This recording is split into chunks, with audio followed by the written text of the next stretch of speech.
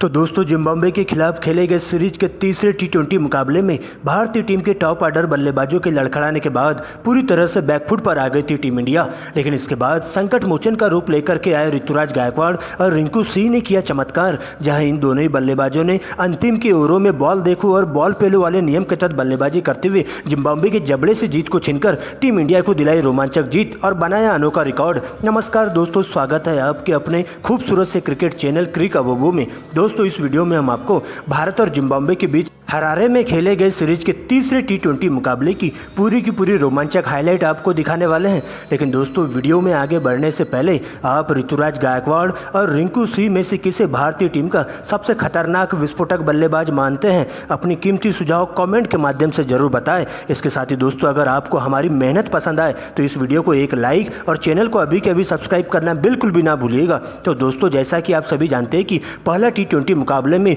Zimbabwe की team ने बाजी मारी थी, वही दोस्तों दूसरे टी20 मुकाबले में टीम इंडिया ने जिम्बाब्वे को 100 रनों से हरा दिया था। लेकिन दोस्तों इसके बाद सीरीज का तीसरा टी20 मुकाबला खेला जाता है, जहां पर दोस्तों इस मुकाबले में भारतीय टीम के कप्तान शुभमन गिल ने टॉस जीता और टॉस जीतते ही पहले गेंदबाजी करने का फैसला किया और जिम्बाब्वे की टीम को इस मुकाबले में बल्लेबाजी करने के लिए आमंत्रित किया। इसके बाद जिम्बाब्वे के लिए पारी का आगाज करने के लिए टीम के दो धाकड़ ओपनर बल्लेबाज इनोसेंट किया और मेदवेर की एंट्री होती है, जिनके कंधों पर टीम को एक ठोस शुरुआत देने की जिम्मेदारी सौंपी जाती है। वही दोस्तों भारतीय टीम के लिए पहले ओवर की गेंदबाजी करने आते तेज गेंदबाज बाएं हाथ के खलील अहमद, जहां दोस्तों पहली ओवर में उनका सामना होता है मेदवेर से और मेदवेर ओवर की दूसरी गेंद पर स्ट्रेट ड्राइव लगाते हुए 4 रनों से अपनी और अपने टीम की शुरुआत करते हैं। लेकिन दोस्तों इसके बाद खलील अहमद शानदार कमबैक करते हैं और कसी हुई गेंदबाजी करते हुए अंतिम की गेंदों पर बिल्कुल भी हाथ खोलने का मौका नहीं देते हैं और इस प्रकार से खलील अहमद के पहले ओवर में जिम्बाब्वे की टीम बिना विकेट गंवाए 6 रन बना लेती है। लेकिन दोस्तों इसके बाद दूसरे ओवर की गेंदबाजी करने आते टीम इंडिया के बिहार के लाल मुकेश कुमार,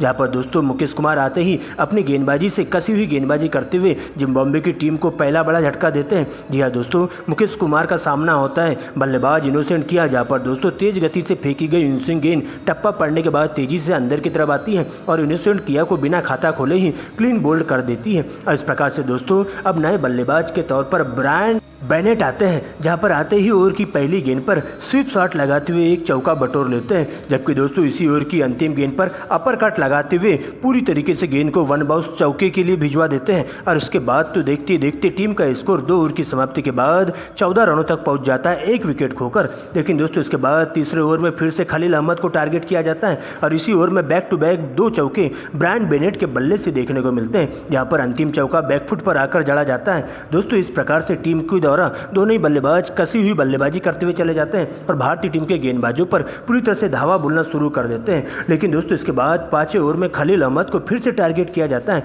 जहां पहली गेंद पर स्लिप के ऊपर से एक चौका जड़ दिया जाता है ब्रायन बेनेट के द्वारा और इसके बाद तो बेनेट का बल्ला यही नहीं रुकता है और तेजी से रन बटोरते हुए भारतीय टीम के गेंदबाजों की जम के क्लास ली जाती है। लेकिन 6वें ओवर में रवि बिश्नोई आते ही अपनी फिरकी के माया जाल में ब्रायन बेनेट को फंसा लेते हैं, जहां पर 22 रनों के निजी स्कोर पर उन्हें क्लीन बोल्ड कर देते हैं। जिसके बाद कप्तान सिकंदर रजा आते हैं और पावर प्ले का भरपूर फायदा उठाते हुए जिम्बाब्वे की टीम 2 विकेट खोकर 40 रन बना लेती है। लेकिन दोस्तों इसके बाद 7वें ओवर में अभिषेक शर्मा गेंदबाजी करने आते हैं, जहां पर चौथी गेंद पर स्वीप शॉट खेलते हुए सिकंदर रजा एक चौका जड़ देते हैं और अगली ही गेंद पर एक और चौका उनके बल्ले से देखने को मिलता है। इस प्रकार से इस ओवर में 8 रन आते हैं। दोस्तों इसके बाद अगले ही ओवर में रवि बिश्नोई फिर से गुगली गेंद फेंकना शुरू कर देते हैं, जिसका नतीजा ये होता है कि मेदवेर इसी ओवर की 5वीं गेंद पर गुगली गेंद पर क्लीन बोल्ड हो जाते हैं और उनके द्वारा एक बार फिर से रवि बिश्नोई के सामने पूरी तरीके से घुटने टेकते हुए 21 रनों की धुआंधार पारी खेलते हुए डगआउट की ओर लौट जाते हैं। हालांकि दोस्तों इसके बाद नए बल्लेबाज के तौर पर मैर्स आते हैं और आते ही विकराल रूप दिखाते हुए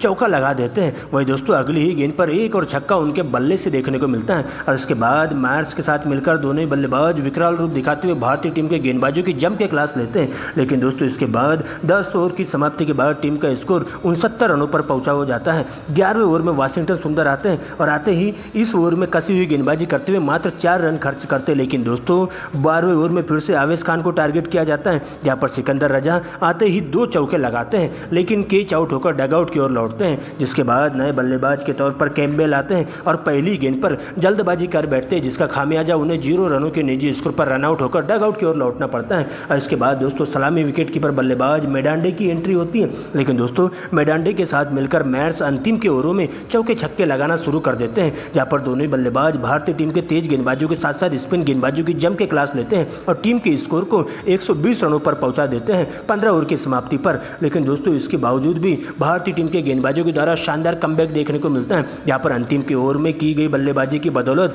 जिम्बाब्वे की टीम अंतिम के ओवरों में बॉल देखो और बॉल पेलो वाले नियम के तहत बल्लेबाजी करते हुए चले जाते हैं, जहां पर काइल मेर्स के साथ मिलकर दोनों ही बल्लेबाज भारतीय टीम के गेंदबाजों की धज्जियां उधेड़ना शुरू कर देते हैं। लेकिन इसी बीच वाशिंगटन सुंदर 18वें ओवर में आते हैं और जिम्बाब्वे की टीम को मार्स के रूप में 7वां बड़ा झटका दे देते हैं। वही दोस्तों इसके बाद रवि बिश्नोई की फिरकी का जादू चलता है, जहां पर रवि बिश्नोई अगले ही ओवर में जोंगवे को चलता कर देते हैं और इस प्रकार से जिम्बाब्वे की बल्लेबाजों की पूरी तरीके से कमर तोड़ के रख देते हैं, जहां पर दोस्तों रवि बिश्नोई अपनी फिरकी के माया जाल में फंसाते हुए जिम्बाब्वे के बल्लेबाजों को बिल्कुल भी बड़ा शॉट खेलने नहीं देते हैं। लेकिन दोस्तों इसके बावजूद भी अंतिम के बल्लेबाज मिलकर तेजी से रन बनाते हुए चले जाते हैं, जहां पर अंतिम के बल्लेबाज मिलकर भारतीय टीम के गेंदबाजों पर कहर बनकर टूट पड़ते हैं और तेजी से रन बनाते हुए बॉल देखो और बॉल पेलो वाले नियम के तहत बल्लेबाजी करते हुए चौके छक्कों की बारिश करना शुरू कर देते हैं और अंतिम के 2 ओवरों में टीम के स्कोर को तेजी से 200 रनों के नजदीक पहुंचाने की पूरी तरीके से कोशिश करते हैं। लेकिन दोस्तों 19वें ओवर में एक बार फिर से टीम इंडिया के तेज गेंदबाज आवेश खान आते हैं,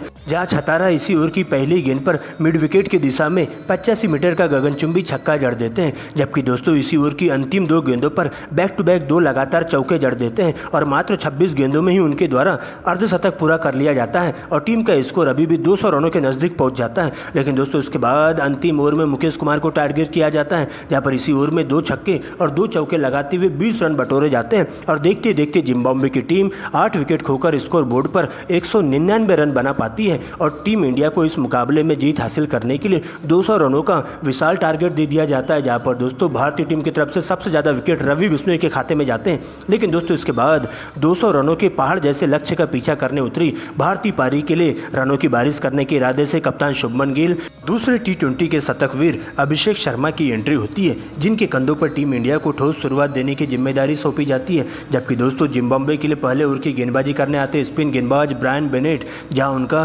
पहली गेंद से 6 रनों से स्वागत करते हैं अभिषेक शर्मा और मिड विकेट के ऊपर से 90 मीटर का लमसम छक्का जड़ देते हैं। वही दोस्तों इसके बाद इसी ओवर की तीसरी गेंद पर एक और छक्का उनके बल्ले से देखने को मिलता है। लेकिन दोस्तों इसी ओवर की चौथी गेंद पर एक और बड़ा शॉट खेलने के चक्कर में अभिषेक शर्मा 12 रनों के निजी स्कोर पर कैच आउट होकर डगआउट की ओर लौट जाते हैं और टीम इंडिया को पहला ही बड़ा झटका मात्र 12 के स्कोर पर अभिषेक शर्मा के रूप में लगता है। हालांकि दोस्तों इनके आउट होते ही अब आगे का मोर्चा संभालने और शुभमन गिल का साथ देने के लिए नए बल्लेबाज के तौर पर ऋतुराज गायकवाड़ की एंट्री होती है, जहां पर ऋतुराज गायकवाड़ आते ही पहली गेंद पर एक चौका लगाते हैं और अगली गेंद पर सिंगल लेकर शुभमन गिल को स्ट्राइक देते हैं। लेकिन दोस्तों दूसरे ओवर में टीम के लिए खतरा बनकर आए स्पिन गेंदबाज सिकंदर रजा पूरी तरीके से भारतीय टीम पर कहर बनकर टूट पड़ते हैं और शुभमन गिल को बिना खाता खोले ही डगआउट की ओर लौटा देते हैं, जहां शुभमन गिल क्लीन बोल्ड हो जाते हैं ओवर की पहली ही गेंद पर और भारतीय टीम को लगने वाला दूसरा बड़ा झटका शुभमन गिल के रूप में होता है। इस प्रकार से भारतीय टीम के दोनों ही ओपनर बल्लेबाज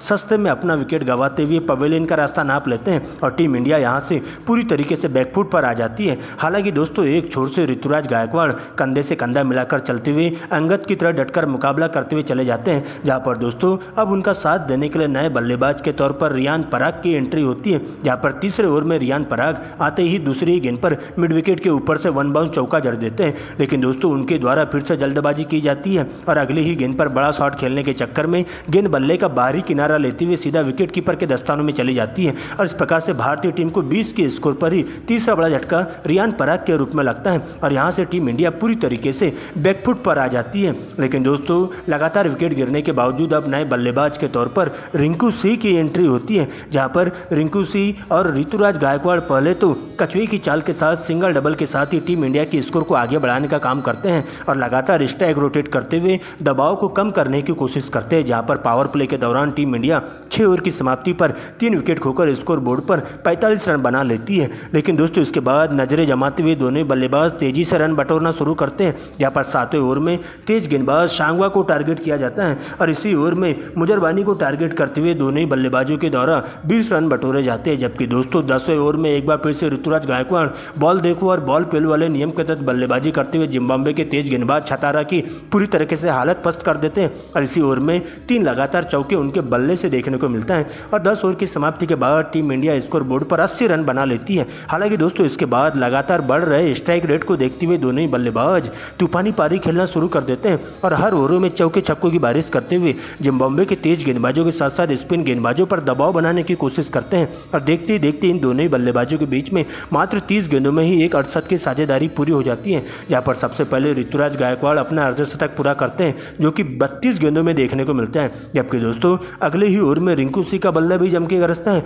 और 16 ओवर में रिंकू सिंह एक बार फिर से विकराल रूप दिखाते हुए इसी ओवर में 3 लगातार गगनचुंबी छक्के जड़ देते हैं और पूरी तरीके से असाकावा की टारगेट करते हुए उनकी हालत पस्त कर देते हैं। लेकिन दोस्तों अभी भी अंतिम के 4 ओवरों में टीम इंडिया को इस मुकाबले में जीत हासिल करने के लिए 60 रनों की दरकार होती है, जहां पर दोस्तों सबसे पहले 17वें ओवर में मुजरबानी को टारगेट किया जाता है और ऋतुराज गायकवाड़ इसी ओवर की पहली गेंद पर लेग में एक स्वीप शॉट खेलते हुए छक्का बटोरते हैं। जबकि दोस्तों दूसरी गेंद पर उनके बल्ले से गेंद बल्ले का बाहरी किनारा लेते हुए विकेट कीपर के द्वारा मिस कर दिया जाता है, जिसका खामियाजा सीधा विकेट के पीछे से चौका चले जाता है। जबकि दोस्तों अंतिम गेंद पर एक और चौका ऋतुराज गायकवाड़ के बल्ले से देखने को मिलता है और इस ओवर में 14 रन बटोरे जाते हैं। दोस्तों इसके बाद 18वें ओवर में एक बार फिर से रिंकू के द्वारा 2 बैक टू बैक लगातार चौके जड़ते हुए एक बार फिर से कप्तान सिकंदर रजा की पूरी तरीके से हालत पस्त कर देते हैं और इसके बाद तो अंतिम ओवर में टीम इंडिया को 12 रनों की दरकार होती है। लेकिन दोस्तों सर पर कफन बांध करके आए रिंकू सिंह छतारा को टारगेट करते हुए शुरुआत की 2 गेंदों में ही इस मैच में 2 लगातार छक्के बटोर लेते हैं और टीम इंडिया इस मुकाबले में 7 विकेट से शानदार जीत दर्ज